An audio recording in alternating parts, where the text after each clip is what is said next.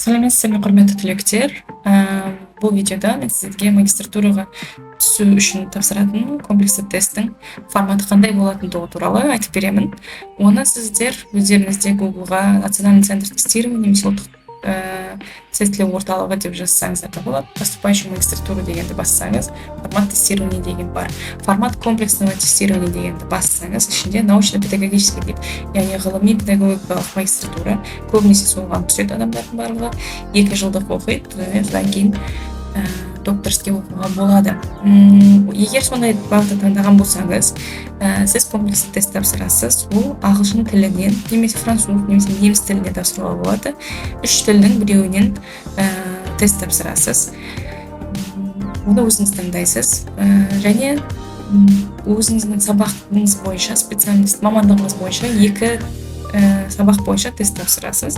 Және үшіншісі ол ТГО дейді, яғни оқуға дайындық тесті, дайындығын тексеру тесті.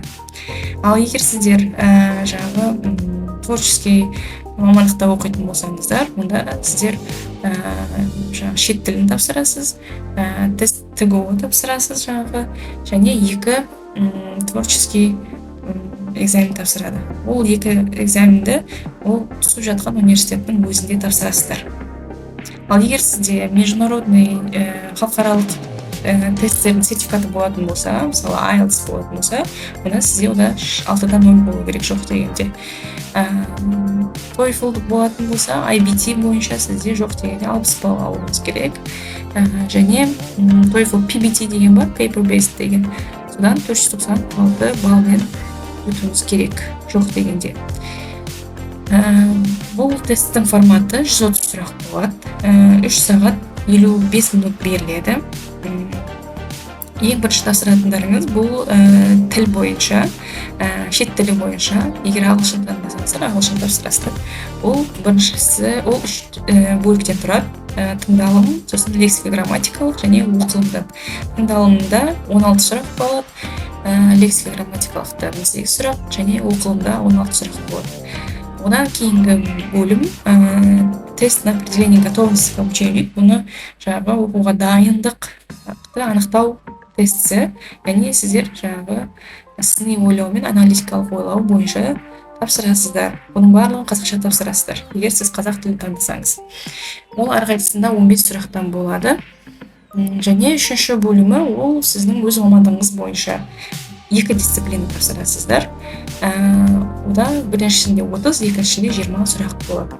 Сода барлығында 130 сұрақ бар. Енді әр балға, әр сұраққа ағылшын тілі бойынша дұрыс жауап берсеңіз, сіз 1 балл аласыз. Яғни ағылшын тіліне онда сіз 50 балл максималды жинауға болады.